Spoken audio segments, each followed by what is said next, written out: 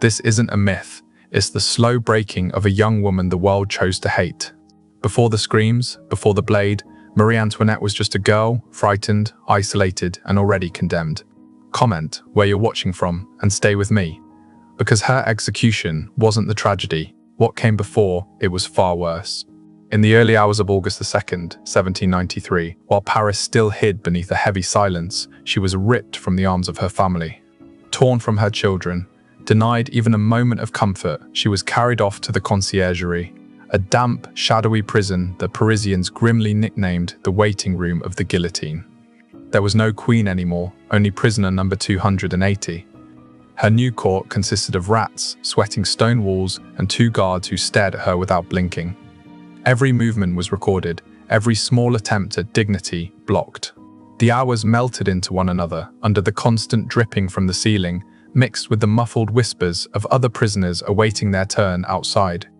And while the revolution howled beyond those walls, while people who once bowed before her silks now demanded her execution, another story was unfolding inside that cell, the story of the woman behind the symbol. A woman forced to face not only death, but a deliberate attempt to crush her spirit before she reached the scaffold. This is the story of what they did to Marie Antoinette before the guillotine claimed her. A story in which humiliation clashed with dignity and where, in the most unlikely place, she discovered her final crown in the quiet endurance of suffering. Time no longer followed clocks. It was measured by the thud of guard boots and the distant murmur of the Seine brushing against stone. Marie Antoinette lived in a cramped, soaked cell where moisture clung to everything, the walls, the blankets, even her own skin. A pile of straw served as her bed. A single candle became her only companion. A wooden screen half divided the room, and behind it she was expected to dress and undress. But even this faint shred of privacy was forbidden.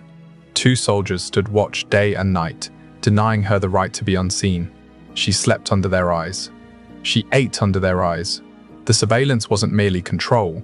It was a reminder that she was no longer queen, no longer mother, barely even considered human. Just a body under guard. News from the outside faded into distorted murmurs, echoes from a world that had moved on without her. Yet one memory remained painfully alive, one wound that refused to close, the memory of her son, Louis Charles. Only a month earlier, in the Temple prison, revolutionaries had stormed his room past midnight searching for the little prince. Marie Antoinette had thrown herself over him, pleading desperately, "He's only a child." Her cries meant nothing. The guards tore her away as the terrified 8-year-old was dragged from her arms. His screams stayed trapped inside her mind, replaying endlessly in the darkness. She would never see him again. Something inside her cracked that night, not the queen, but the mother. Among the handful of objects she hid from the guards, she kept a tiny portrait of her son and a lock of his hair tucked inside her corset. It was her relic, the last ember of warmth in a world frozen by fury. Her only source of human kindness was Rosalie Lemorlier, a young servant assigned to care for her. Rosalie later confessed that the queen only broke down when she spoke of her children. Then, the facade of royalty fell away, revealing a devastated mother whispering her children's names like a prayer. Even this vulnerability became a game for her captors. They mocked her, taunted her with crude comments, laughed about her executed husband. Every insult was meant to wound her. Every silence was her attempt to resist. But in that suffocating cell, surrounded by hostility, Marie Antoinette began bending her pain into defiance. She learned to move slowly, speak softly, show no fear. Those watching her expected a shattered woman. Instead, they saw someone who, even stripped of crown and title, still carried a strange, unspoken authority. Sometimes, when the others slept, she stared at her candle's trembling flame. In its faint glow, she replayed her entire life. The grand balls, the embroidered gowns, her children laughing in the palace gardens, and the rising tide of resentment that had been swelling just outside Versailles. When had everything begun to unravel? When had they stopped being people and become symbols of hatred? No answer ever arrived, only dawn. And with it, another day inside that tiny stone coffin. Beyond the walls, she heard the city vendors shouting, revolutionary drums, the distant bells of Notre Dame, reminding her that life went on without her. And so 76 days passed. 76 dawns without hope. During those long weeks, the woman once despised by an entire nation was stripped of everything that made her human. Yet from that stripping, something unexpected formed, a quiet, almost sacred composure, a dignity that appears only in those who have already lost everything and have nothing left to fear. And then, in October, the cell door opened again, this time not to take a child, but to take her to trial. In the dim hours before dawn on October 14, 1793, the iron door swung open again. This time, not for food, nor for more jeers from the guards. This time, it was to drag her before the Revolution's version of justice. A justice already carved in stone, long before she entered the room. Marie Antoinette was led through the corridors of the conciergerie, surrounded by armed soldiers. Their boots echoed against the stone like distant funeral drums. She wore the same black dress she had used to mourn her executed husband. Yet her steps remained calm, almost unnervingly composed.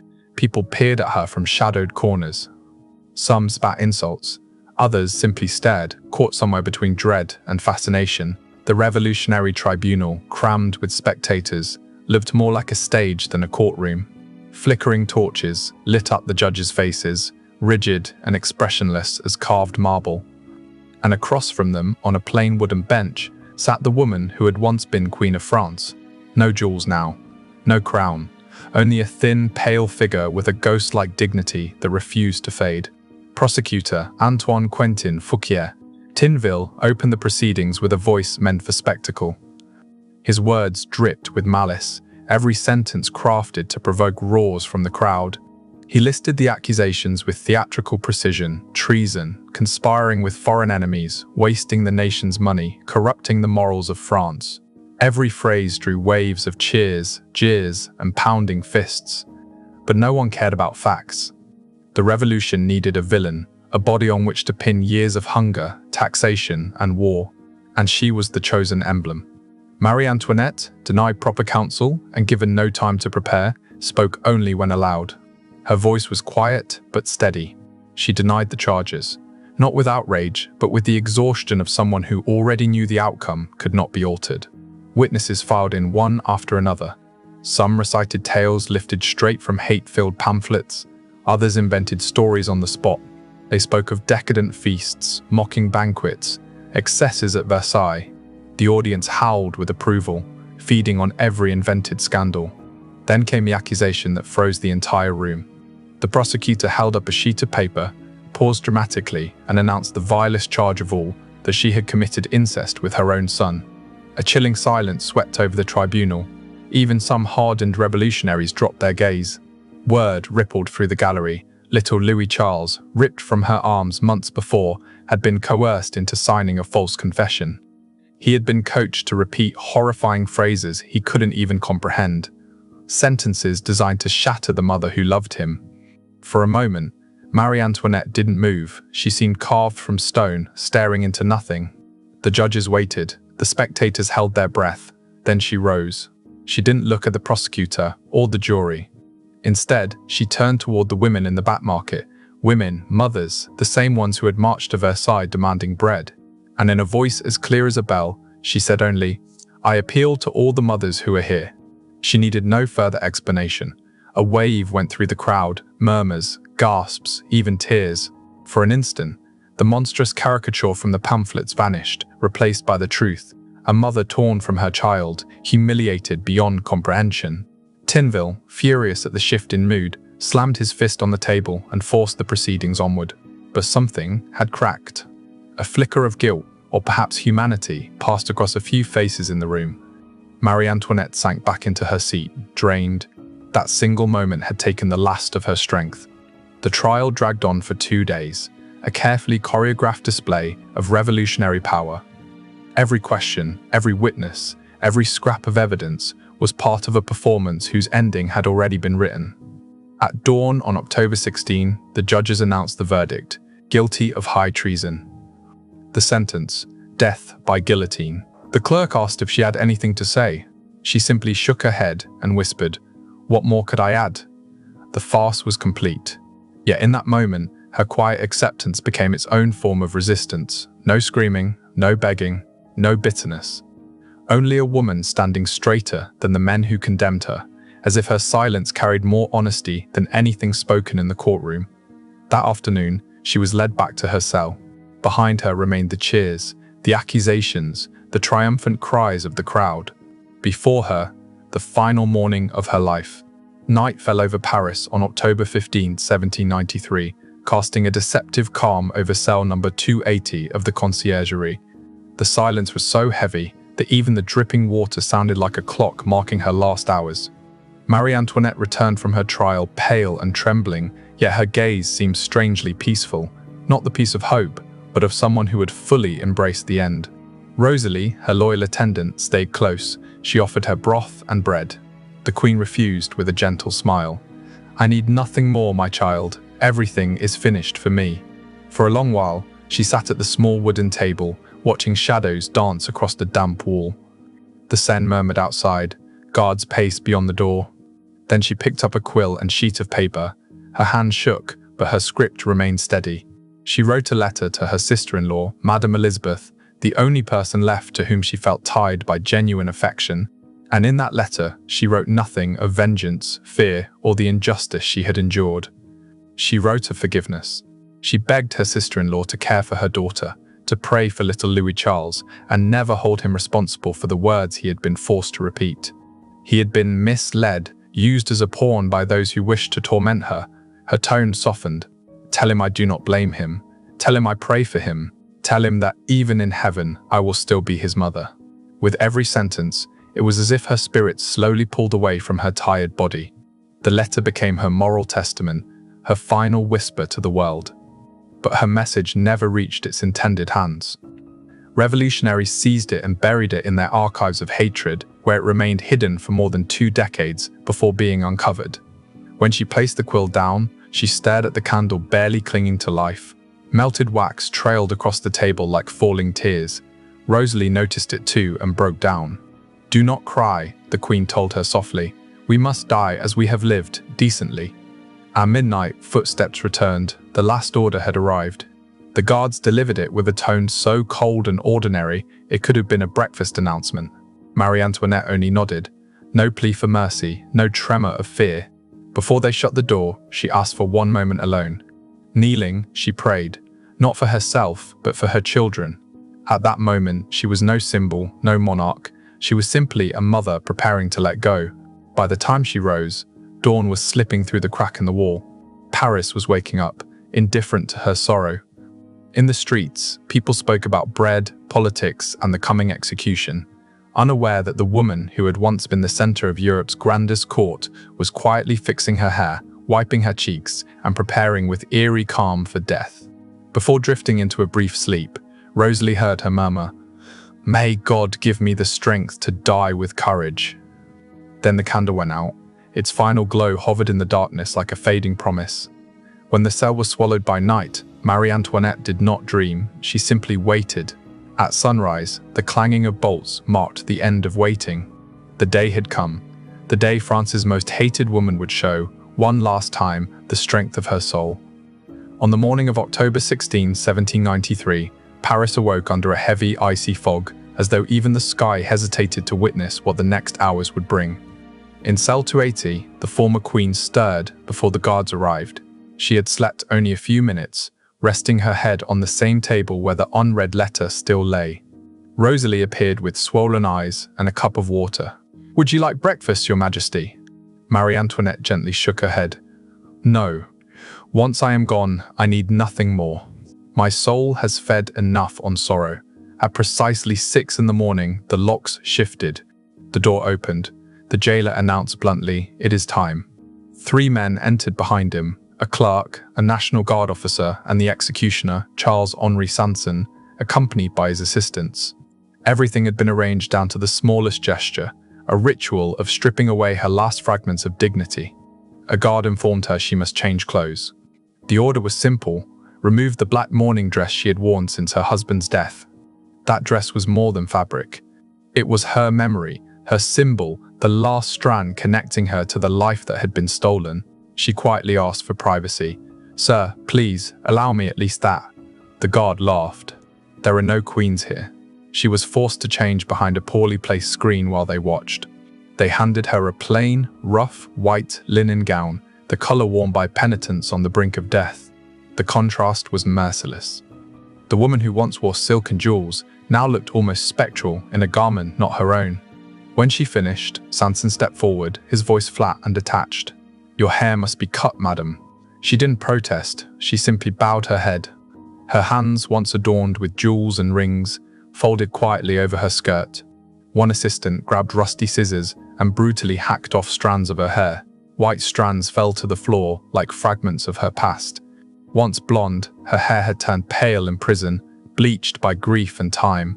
The cutting was not just preparation, it was a ritual of erasing her womanhood, the final step before oblivion. When it was over, Sanson dropped the hair without a second glance. A guard approached holding a thick rope. "We must bind your hands." Marie Antoinette looked up, stunned. "Why? My husband, the king, was not bound." Her voice was not rebellious, only sorrowful. No answer was given. Her wrists were tied so tightly, the rope bit into her skin. She swallowed a sound of pain. Before leaving, she made a request once unimaginable for a queen. "May I relieve myself for a moment?"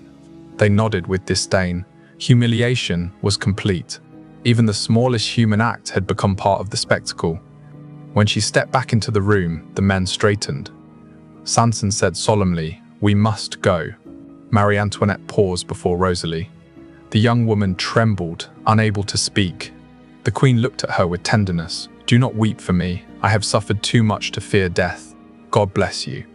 Then she walked toward the corridor. The passageway of the conciergerie echoed with whispers, footsteps, and dread.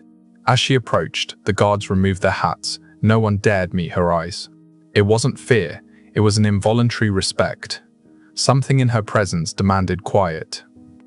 When she reached the main gate, she saw the cart waiting for her, an open, rough wooden wagon, the same kind used for criminals and thieves. There were no exceptions for her. Her husband had been taken to his death in a closed carriage. She was offered up for display. The morning air bit sharply at the skin.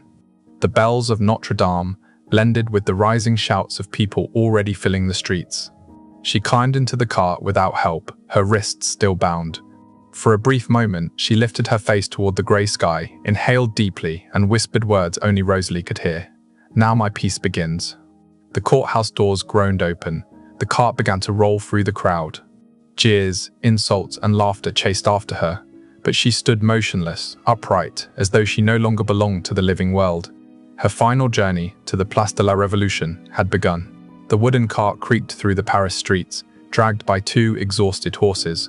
Mud stained its sides, along with traces left by previous prisoners. Inside it, Marie Antoinette stood tall, the wind tugging at her plain white gown and freshly cut hair. She looked like the last performer in a tragedy whose ending everyone already knew. The slow ride from the conciergerie to the square lasted just over an hour. For the thousands crowding the roadsides, it became a procession.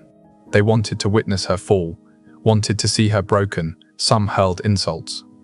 Others tossed stale bread. "There goes the widow Capet," they shouted, "the Austrian, the thief of France." Yet what disturbed most bystanders wasn't her presence, it was her silence. She did not react, she did not bow her head, she did not cry. Her expression remained composed, her posture unbent, her gaze fixed far ahead. The cold wind blew through her cropped hair, but she stood unshaken. Artists and chroniclers later wrote that her profile that day did not reflect arrogance, but a solemn, unsettling calm, a woman who had already made peace with her ending. From a balcony, a young man with sharp features observed intently. Jacques-Louis David, the painter of the Revolution, opened his sketchbook. He traced her outline, the long neck, the firm jaw, the hollow yet serene eyes. He was trying to capture not just her figure, but the precise moment when history and myth intertwined. That sketch would become one of the most iconic depictions of her downfall. The cart continued along Rue Saint-Honoré, guarded by lines of soldiers. Windows opened and slammed shut as it passed. Some watched her with open hatred, others with a restrained, guilty respect. Beneath the clatter of hooves, vendors' cries, and church bells, the city seemed to hold its breath. A gust of wind swirled dust into the air. The cart jolted violently over a stone. Marie Antoinette stumbled, nearly falling. A wave of murmurs rolled through the crowd. But without aid, she straightened herself, lifting her chin as though nothing had happened. Nearby, the market women, those same women who had once marched to Versailles demanding bread, watched her closely. Some smirked cruelly, others stared silently. "She doesn't look afraid," one whispered. "Perhaps she has nothing left to lose," another murmured back. The journey felt endless. The city's noise crashed around her like a storm, yet inside she was still. While the crowd saw a humiliated queen, she felt something different, something unexpected. For the first time in years, she felt free. Free from the court, from politics, from venomous rumors, from expectations, even from fear itself. Then the cart turned a final corner, and the scene opened before her. The Place de la Révolution. In the center, towering against the pale sky, stood the guillotine. Its dark wooden frame and gleaming metal blade cut a harsh silhouette in the midday light. A massive crowd pressed around the platform, buzzing with anticipation. Their murmur swelled into a roar. Marie Antoinette lifted her chin. For a moment, everything else disappeared. The wind brushed her face, and in that chaos, an unexpected tranquility washed over her. She understood that everything she had ever been, queen, wife, mother, would end on that wooden platform. But she also knew that her story no longer belonged to the men who dragged her there. The cart stopped. Executioner Charles-Henri Sanson stepped down first, followed by his assistants. One offered his hand to help her descend. She met his eyes and replied softly, "No, thank you. I can manage on my own." With her wrists bound and her feet steady, she climbed down from the cart amid the thunder of the crowd. Every step toward the wooden staircase echoed like the closing notes of a tragic symphony. The square thundered with shouts, fists in the air, mocking laughter, and the cold fascination that comes when an era dies before thousands of witnesses. The guillotine loomed above, silent and ready, its blade glinting under the sun. Marie Antoinette stared at it. There was no terror in her eyes, only a remarkable, almost otherworldly calm. She ascended the steps slowly. Her tied hands made her movements shaky, but she refused assistance. Executioner Sanson stepped forward to guide her. And in that instant, fate played its last cruel trick. As she turned, her foot brushed against his. For a heartbeat, everything froze. The executioner stared at her, startled, just before she spoke her final words. Clear, soft, almost gentle. "Forgive me, sir. I did not do it on purpose." No scream, no curses, no desperate pleading. Just an apology. So simple, so human, that it stunned even those who had come to celebrate her death. That small, humble gesture became her last triumph. In that single breath, the woman stripped of her crown, her children, her identity, even her name, reclaimed the one thing her enemies could never confiscate, her dignity. The assistants laid her on the wooden plank. The air around the scaffold tightened with anticipation. From somewhere in the crowd, a voice erupted. "Long live the Republic." Thousands roared back in unison. Sanson gave the signal. The mechanism snapped, a harsh, metallic sound. A heartbeat later, the blade fell with ruthless precision. Her body went still. The executioner lifted her head by its pale hair, raising it before the masses. A violent cheer rolled across the square. Long live the nation. Long live liberty. For them, it was the victory of the revolution. For her, it was release. Some witnesses later whispered that they had seen something unusual, an expression of peace lingering on her face, a calm that seemed untouched by violence. Others claimed the sky darkened moments after the blade dropped, as though the entire city held its breath. Her body was placed into a covered cart alongside the remains of those executed before her. No rites, no prayers, no coffin. She was taken to the Madeleine Cemetery and thrown into a mass grave among strangers. There were no flowers to mark the spot, no cross to honor her name, only soil and silence. The crowd eventually dispersed. The thud of marching boots faded, leaving only the hollow echo of the guillotine's trapdoor closing. On the balconies and rooftops, some lingered, staring at the empty space where a queen had fallen, unable to grasp that history had just shifted. But her story didn't end there. They buried her like a criminal, but her memory refused to stay underground. That quiet apology to her executioner, whispered in the face of death, slowly transformed into a symbol proof that even in the depths of cruelty, humanity can endure. Marie Antoinette, the foreign queen blamed for every misfortune, died with a grace that no blade could destroy. The guillotine claimed her life, but not her spirit. In the moment the steel struck her neck, her dignity rose above the crowd's roar, above the hatred, above her own tragic era.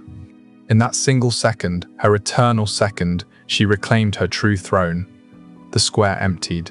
The shouting died out. Under the grey Paris sky, the scaffold stood silent. Her body, anonymous now, was carried to the Madeleine cemetery, where nameless graves swallowed the victims of the revolution. Queens, thieves, strangers, all equal under the weight of earth. For years, no one could say where she lay.